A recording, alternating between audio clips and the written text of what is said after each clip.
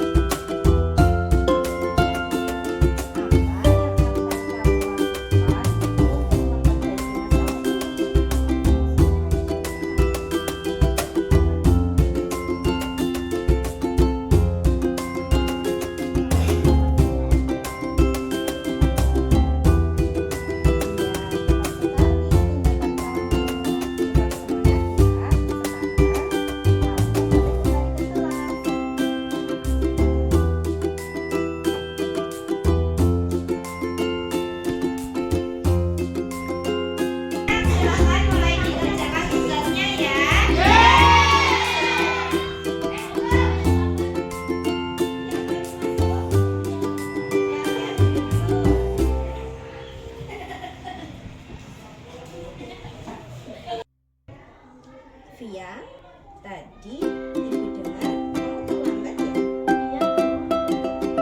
Menurut ingatan kamu, sudah berapa kali kamu terlambat ke sekolah? Baik, sering terlambat itu merupakan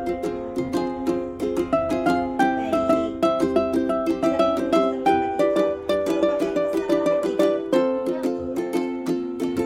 Baik Via, setiap orang itu pasti pernah berbuat kesalahan.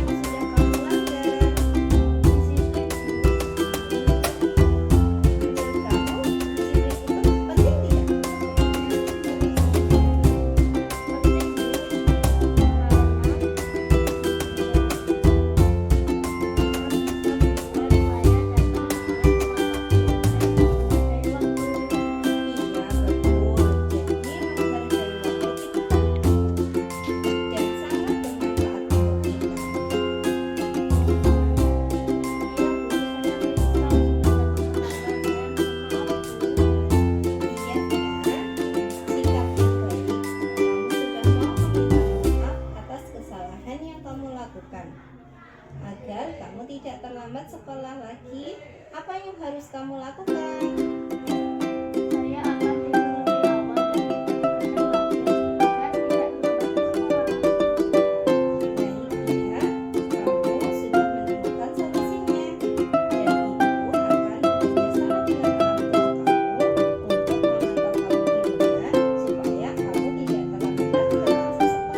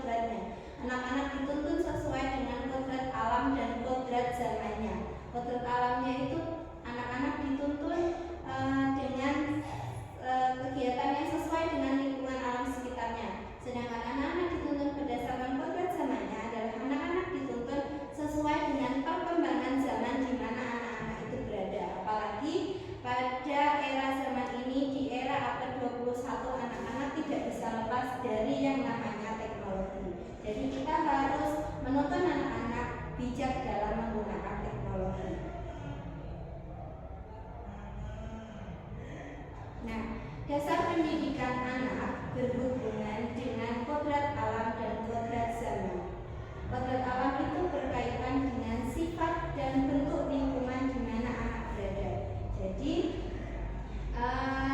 kodrat alam anak-anak itu dia dibentuk berdasarkan di mana anak-anak itu berada di lingkungan tersebut. Sedangkan kodrat zaman adalah berkaitan dengan isi dan irama.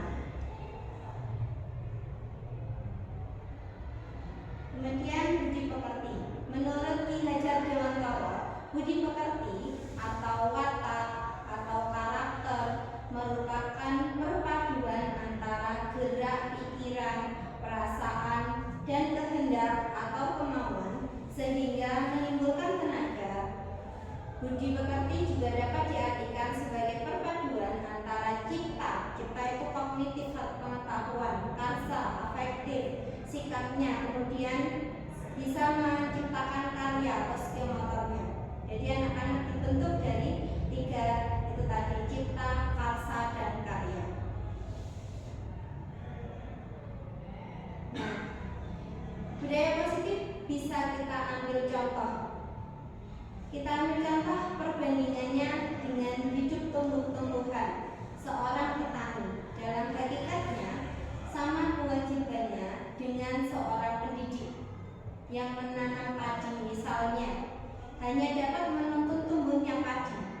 Ia dapat memperbaiki kondisi tanah, memelihara tanaman padi, memberi pupuk dan air, membasmi ulat-ulat atau jamur-jamur yang mengganggu hidup tanaman padi, dan lain sebagainya. Jadi ibaratnya murid itu, kalau kita ingin murid kita itu tumbuh menjadi anak-anak yang baik, ya kita harus memberikan perlakuan yang sesuai, mulai dari pemberian budaya-budaya yang positif, karakter-karakter yang baik, sehingga mereka tumbuh menjadi anak-anak yang memiliki karakter yang baik, yang sesuai dengan budaya positif yang ada.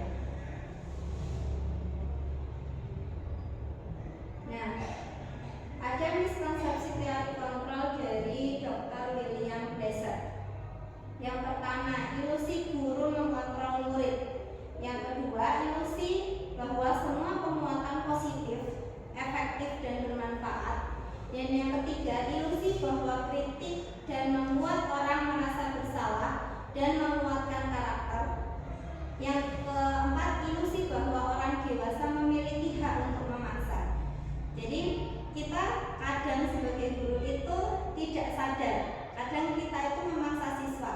Ibaratnya kalau ada aturan anak-anak ketika pembelajaran harus diam, padahal kan anak-anak itu mempunyai karakter yang berbeda-beda. Ibaratnya kita bisa bilang diam, yang satu diam, yang satu kan tidak mungkin diam.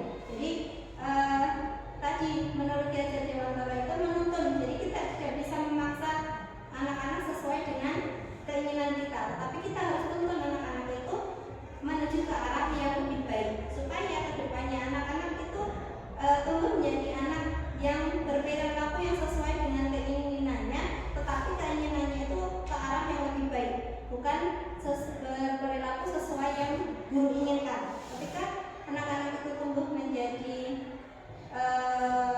dari guru yang dari keinginan guru, maka anak-anak itu tumbuhnya adalah tumbuh dengan paksaan, tidak dari kesadaran dirinya. Kemudian ada perubahan paradigma belajar. Ini dikutip dari Principle Centered Leadership pada tahun 1991 oleh Stephen R. Covey. Bila kita ingin membuat kemajuan perlahan, sedikit-sedikit, ubahlah sikap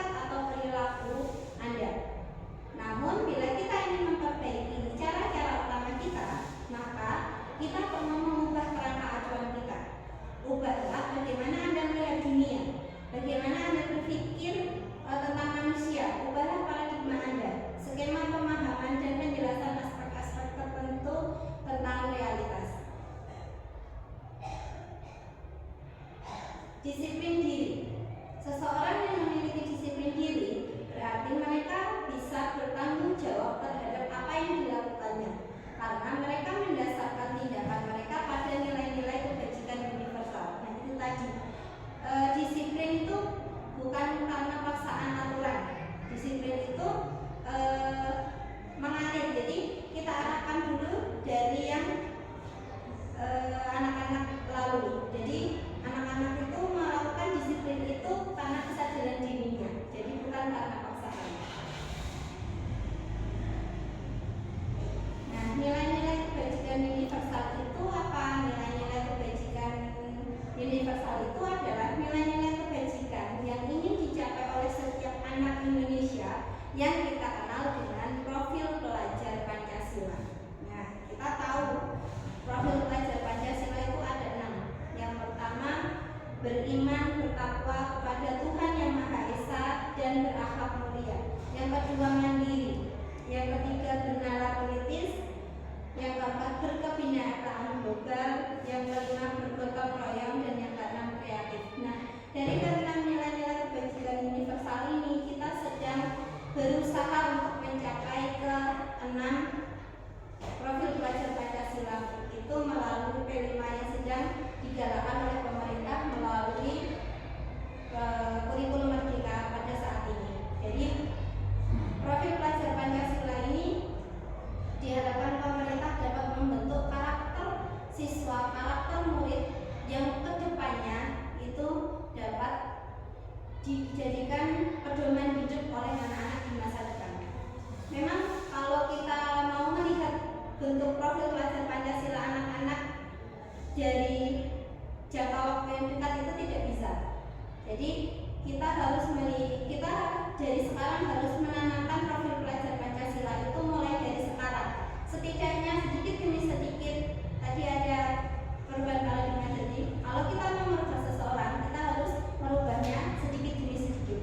Jadi kalau kita langsung merubah seseorang itu langsung ibaratnya kita berikan air yang banyak, otomatis itu tidak akan masuk ke dalam siswa.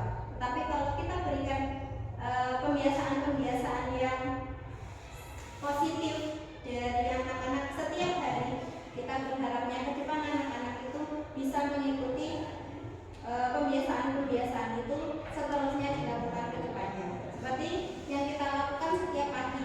Jadi setiap kelas itu, di setiap kelas sebelum pembelajaran kita melakukan pembiasaan-pembiasaan positif, mulai dari pembacaan Asmaul Husna, kemudian pembacaan Sholawat Maria, kemudian hafalan surat-surat pendek. Itu salah satu cara pembiasaan kita untuk mencapai profil pelajar Pancasila yang akan kita berikan kepada anak didik kita.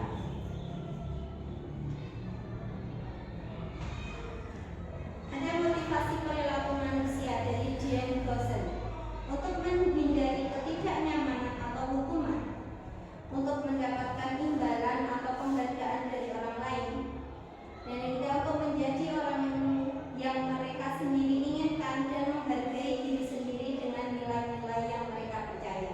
Jadi beberapa motivasi perilaku manusia itu ada 3 itu tadi. Yang pertama, untuk menghindari ketidaknyamanan atau hukuman.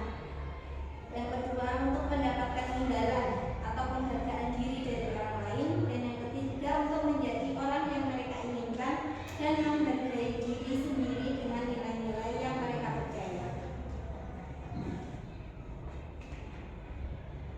Prosedur pembentukan keyakinan sekolah atau keyakinan kelas. Yang pertama, mempersilakan warga sekolah untuk murid-murid di sekolah atau di kelas untuk bercurah pendapat tentang peraturan yang perlu disepakati di sekolah atau di kelas. Kemudian yang kedua, mencatat semua masukan-masukan para murid atau warga sekolah. Dan yang ketiga, menyusun keyakinan kelas sesuai prosedur pembentukan keyakinan sekolah atau kelas. Hal ini yang kita lakukan di awal pembelajaran, di awal semester biasanya. Jadi kita biasanya sebagai wali kelas membuat keyakinan kelas, di mana keyakinan kelas itu kita sepakati dari guru dan murid, bukan dari guru. Jadi keyakinan kelas itu dibuat bersama oleh guru dan murid dari anak-anak. Jadi anak-anak nanti kita tanya dulu, anak-anak itu pengennya keyakinan kelas yang bagaimana? Anak-anak maunya di kelas itu kondisinya bagaimana? Jadi misal anak-anakku, saya mau kelasnya bersih, saya mau kelasnya yang nyaman. Nah, nanti dari setiap poin-poin dari anak-anak itu tadi kita kumpulkan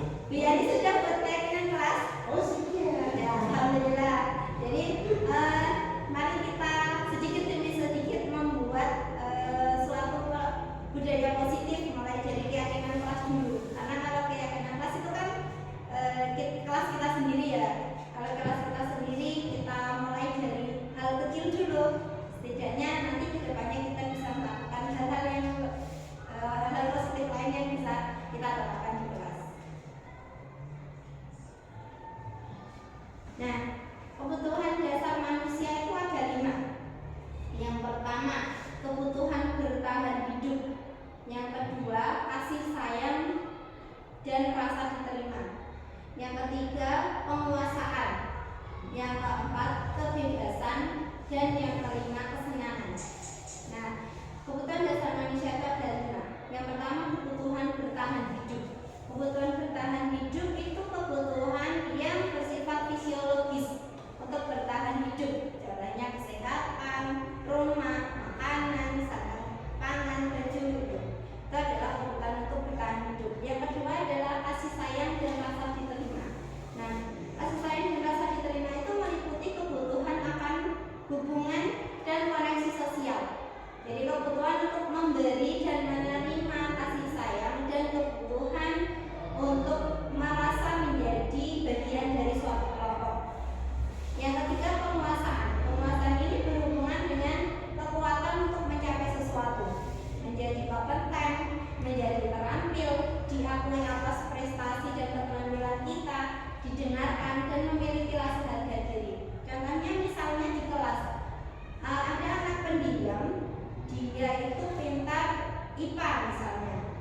Ketika guru tidak memberikan rasa penguasaan itu tadi, guru tidak akan tahu kalau si anak pendiam ini itu pintar dalam mata pelajaran IPA. Bagaimana cara kita memberi penguasaan kepada si pendiam ini tadi? Caranya adalah kita coba memberikan kepercayaan kepada si anak yang pendiam ini tadi untuk mengikuti lomba IPA. Nah, dari lomba IPA itu tadi nanti akan terlihat ketika dia menjadi juara IPA. Nah, ketika dia menjadi juara IPA, otomatis dia akan, oh, anak yang pendiam ini ternyata pintar dalam mata pelajaran IPA. Buktinya apa? Dia ketika mengikuti lomba IPA, dia mendapat juara. Jadi itu rasa penguasaan diri. Jadi ingin diakui oleh sekitar. Jadi kalau misalnya setiap anak itu tidak kita beri rasa penguasaan, maka kita tidak akan tahu. Ibaratnya kita sebagai guru juga seperti itu. Kalau kita hanya dianggap, oh, Bu Ani misalnya, Bu Ani hanya diam, hanya di kelas saja. Kalau tidak kita beri kepercayaan untuk melakukan sesuatu, ya kita anggapnya Bu Ani hanya orang yang pendiam saja. Tapi ketika kita beri kepercayaan ke Bu Ani untuk melakukan sesuatu, misal menjadi pembimbing lomba, nah itu akan menjadikan rasa penguasaan atau rasa kompeten kepada Bu Ani tadi. Yang keempat ada kebebasan. Kebebasan itu mengingatkan pilihan. Mereka perlu banyak bergerak, suka mencoba-coba. Seperti murid, kalau murid itu di kelas terus pasti dia bosan. Dia biarin. Iya. Pasti kita selalu mencari cara bagaimana cara anak itu di dalam kelas itu tidak bosan. Makanya kita ajak keluar kelas, nonton video, seperti itu kebebasan. Seperti kadang ada anak yang suka nulisnya di bawah meja. Kita beri kebebasan, nanti dia tetap melakukan tugasnya dengan tanggung jawab. Yang kelima ada kesenangan. Kesenangan itu suka permainan dan suka mengoleksi barang, suka bergurau, suka melucu dan juga mengemaskan. Jadi kesenangan kalau ibaratkan murid itu tadi, murid itu tidak melulu harus duduk di kelas. Murid itu harus kita ajak mengeksplor lingkungan sekitar kita. Ketika ada pelajaran IPA mengenai tumbuhan, kita bisa mengajak anak-anak keluar kelas itu merasa senang, kesenangan dia. Jadi ketika anak sudah merasa senang, dia akan lebih bersemangat lagi dan termotivasi untuk belajar. Nah, 5 posisi kontrol kita sebagai guru dalam penerapan disiplin positif. Yang pertama, penghukum. Yang kedua, pembuat rasa bersalah. Yang ketiga, teman. Yang keempat, pemantau. Dan yang kelima, manajer. Penghukum. Penghukum ini beberapa kita sebagai guru juga pernah menjadi posisi kontrol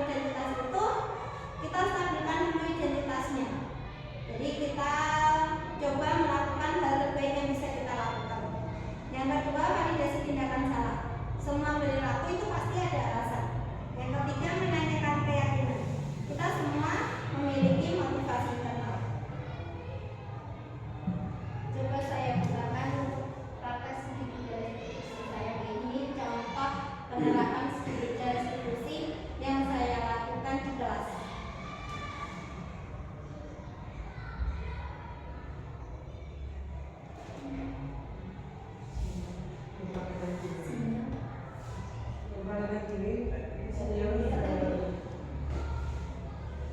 Bisa tak?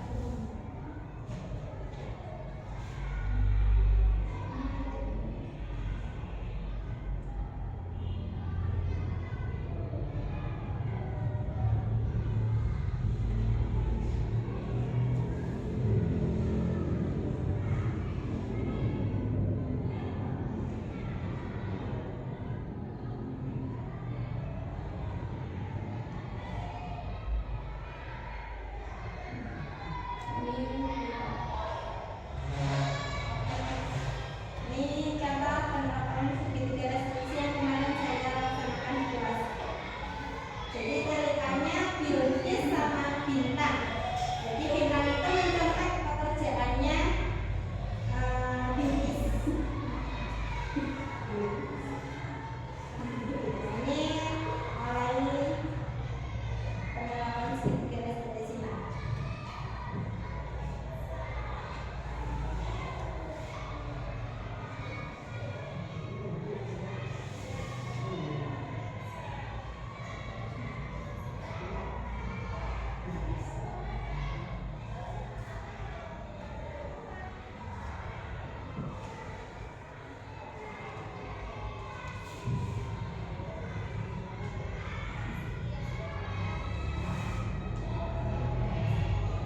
Setiap kesalahan pasti ada alasannya kenapa dia berbuat seperti itu. Memvalidasi tindakan yang salah itu langkah yang kedua.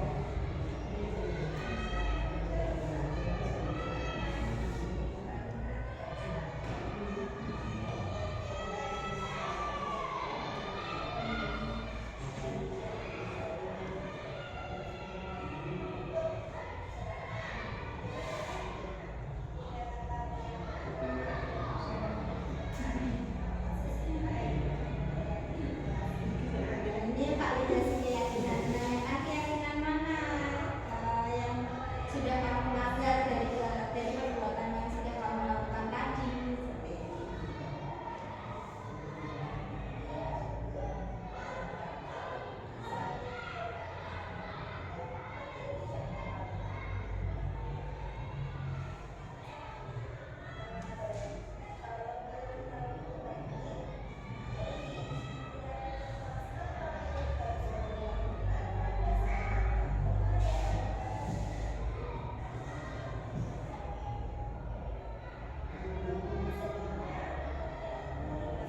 Setelah kita tanyakan keyakinannya, kita tanyakan kamu bersedia tidak untuk memperbaiki kesalahan kamu tadi. Jadi kita tidak langsung menghukum anak, tapi kita harus menerapkan segitiga restitusi tadi. Jadi dia menemukan solusi sendiri dari kesalahan yang sudah dilakukan. Nah, itu contoh penerapan segitiga restitusi yang sudah saya laksanakan kemarin.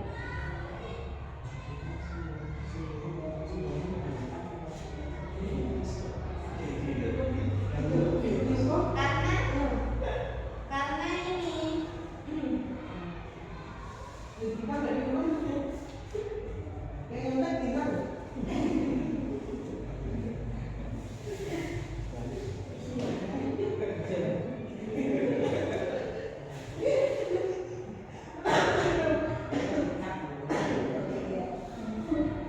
baik.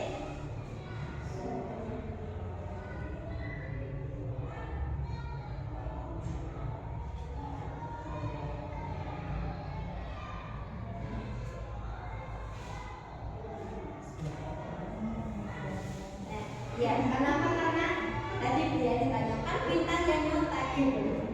Ya, karena di sini itu si Bilqisnya marah sampai mengubrak meja.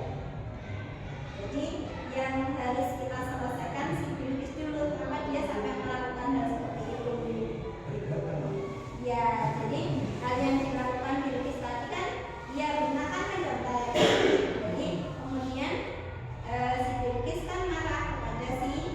bintang. Dan karena marah si bintang dia tidak sadar sampai dia menabrak meja itu tadi. Gitu. Jadi ada alasannya kenapa kok si Bilqis sampai melakukan hal itu. Begitu. Kenapa kok dia sampai menabrak meja? Karena dia tidak rela kalau pekerjaan dia dicoret sama bintang. Kan saat Bilqis sudah berusaha mengerjakan sendiri. Kenapa kok bintang enak tinggal nyontoh? Gitu. Jadi kenapa yang harus diterapkan segitiga restitusinya si Bilqis tadi? Gitu dia. Terus kalau bintang berarti tidak ini? Enggak. Apakah dapat apa restitusi? Ada juga sebetulnya, tapi saya ambil masalahnya di si Bilqis. Bintang juga bisa kita terapkan segitiga restitusinya juga, tapi saya beri contohnya yang si Bilqis tadi. Berarti intinya dua-duanya sama ya? Bisa kita terapkan di semua permasalahan. Jadi kita bisa ambil, tapi saya ambil yang Bilqis tadi. Gitu. Baik, sudah selesai slide-nya. Sekarang untuk sesi tanya jawab. Jadi di sini. Ya. Ya. Bu Ati, silakan. Terima kasih Waktu yang diberikan. Assalamualaikum warahmatullahi wabarakatuh. Dari semua paparan yang tadi berikan, saya ingin lebih jelas, yaitu apa yang dimaksud dengan budaya positif di sekolah. Demikian, terima kasih. Assalamualaikum warahmatullahi wabarakatuh. Baik, setiap satu pertanyaan saya coba untuk menjawab, ya. Nanti baru masuk ke pertanyaan yang berikutnya. Gitu, ya. Baik, buat dikaji bertanya, apa yang dimaksud dengan budaya positif di sekolah? Kalau kita dengar kata budaya positif, pasti di dalam benak kita adalah hal-hal yang baik. Oke, jadi budaya positif di sekolah itu merujuk pada lingkungan sekolah yang mendukung, inklusif, dan memotivasi semua anggotanya, termasuk siswanya, gurunya, staf-stafnya, pendaganya, semuanya. Nah, ini mencakup nilai-nilai apa saja? Nilai-nilai saling menghormati, ya, tanggung jawab, kerjasama, keterlibatan aktif. Jadi budaya positif di sekolah itu berusaha menciptakan atmosfer di mana setiap individu itu merasa dihargai, didengar, dan mampu berkembang secara akademis dan sosial emosional. Jadi budaya positif itu kita saling menghargai, kita saling menghormati antar semua warga yang ada di sekolah. Jadi baik gurunya, siswanya, penjaganya, semuanya saling menghormati, saling mendukung antar satu sama lain. Gitu Bu Ati. Terima kasih. Berarti baik, untuk pertanyaan yang kedua, ya Biani. Terima kasih waktu yang diberikan. Langsung saja. Sini saya akan bertanya tentang mengapa budaya positif ini sangat penting di sekolah. Ya. Terima kasih. Ya, terima kasih atas pertanyaannya Biani. Mengapa budaya positif itu penting kita laksanakan di sekolah? Budaya positif di sekolah itu penting, sangat penting diterapkan di sekolah karena berkontribusi pada kesejahteraan seluruh komunitas sekolah. Jadi ketika siswa merasa aman dan diterima, maka siswa itu lebih cenderung terlibat dalam proses belajar, menunjukkan prestasi akademik yang lebih tinggi, dan memiliki hubungan yang sehat dengan teman sebaya serta guru. Nah, selain itu, guru juga harus bekerja dalam lingkungan yang mendukung supaya mereka lebih termotivasi, produktif, dan mampu memberikan pengajaran yang berkualitas. Jadi kalau lingkungannya nyaman, lingkungannya enak, otomatis kita yang mengajar pun enak. Jadi cara mengajar kita lebih berkualitas. Nah,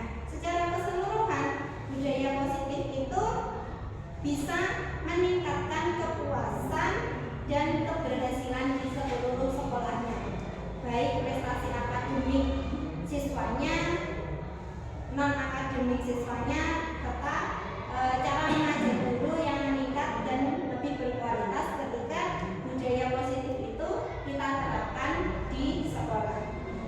Begitu Bu Yani. Oke, terima kasih. Terima kasih Bu Yani. Selain budaya positif di sekolah, bagaimana cara membangun budaya positif itu di sekolah? Baik, bagaimana cara kita membangun budaya positif di sekolah? Jadi, cara kita untuk membangun budaya positif di sekolah itu membangun budaya positif dengan cara melibatkan berbagai strategi. Jadi strateginya apa? Yang pertama, penting untuk menetapkan visi dan misi yang jelas mengenai nilai-nilai yang ingin dijunjung tinggi. Kemudian komunikasi yang efektif. Komunikasi yang efektif ini terjadi antara siapa?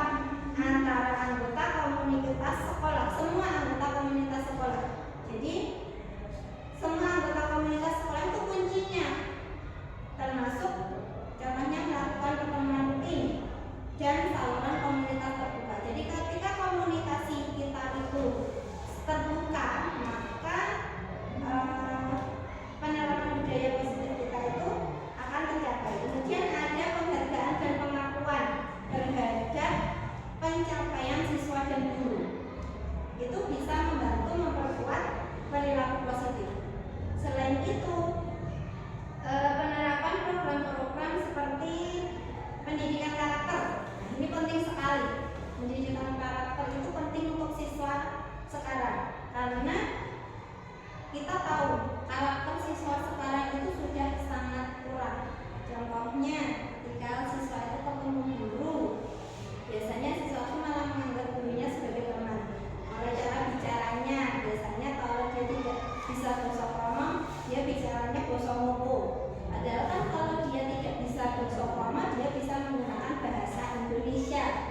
Nah, kemudian ketika bertemu dengan orang yang dengan gurunya, misalnya kadang Melayu, kalau tidak kadang kalau zaman dulu kan berjalan di depan orang yang lebih tua kan badannya agak sedikit bungkuk ya. Kita kan menghormati orang yang lebih tua. Kalau anak-anak zaman sekarang itu kan sudah mulai lupa akan tata krama yang seperti itu. Nah, inilah yang harus kita coba perkuat dari perilaku budaya positif ini dengan membentukkan karakter. Kemudian ada pelatihan keterampilan sosial emosional. Nah, ini juga penting. Keterampilan sosial emosional itu ketika kita hal kecil dulu misalnya, anak-anak itu suka terbawa emosi untuk hal-hal yang kecil. Hal-hal yang kecil di dalam kelas saja itu anak-anak sudah sering terbawa emosinya sampai kadang dia mengeluarkan kata-kata yang kasar. Nah, itu kan juga tidak baik. Kemudian kita juga bisa mendukung dengan kegiatan ekstrakurikuler. Nah, kegiatan ekstrakurikuler ini bisa juga mendukung perkembangan budaya positif. Kemudian apalagi di sekolah kita juga sudah kita terapkan beberapa kegiatan ekstrakurikuler, baik dari ekstrakurikuler pramuka, tari, drum band, sepak bola dan voli. Nah, mari kita coba ajak anak-anak kita untuk mengikuti kegiatan ekstrakurikuler tersebut untuk memberikan hal-hal positif daripada anak di rumah bermain HP. Lebih baik kita arahkan anak-anak untuk mengikuti kegiatan ekstrakurikuler di mana dia tidak hanya menghindari hal-hal yang negatif, tapi di kegiatan ekstrakurikuler itu juga anak-anak bisa mendapatkan hal-hal yang baik. Dia dapat keterampilan yang baru, misalnya yang tadinya tidak bisa sepak bola, ya kan juga dapat keterampilan sepak bola. Jadi nanti bisa memberikan anak-anak keterampilan yang baru. Nah, serta juga partisipasi aktif dari orang tua dan masyarakat itu juga sangat penting sekali untuk mendukung inisiatif sekolah. Jadi guru, orang tua, dan sekolah itu harus berkolaborasi secara bersama untuk mendukung penerapan budaya positif yang ada di sekolah. Begitu. Untuk pertanyaan selanjutnya, ada lagi ya? Izin dulu, ini mengenai apa hal yang mungkin mungkin dihadapi dalam menciptakan budaya positif yang ada di sekolah? Baik, apa tantangan yang mungkin dihadapi dalam menciptakan budaya positif di sekolah? Setiap kita mempunyai rencana pasti ada tantangan.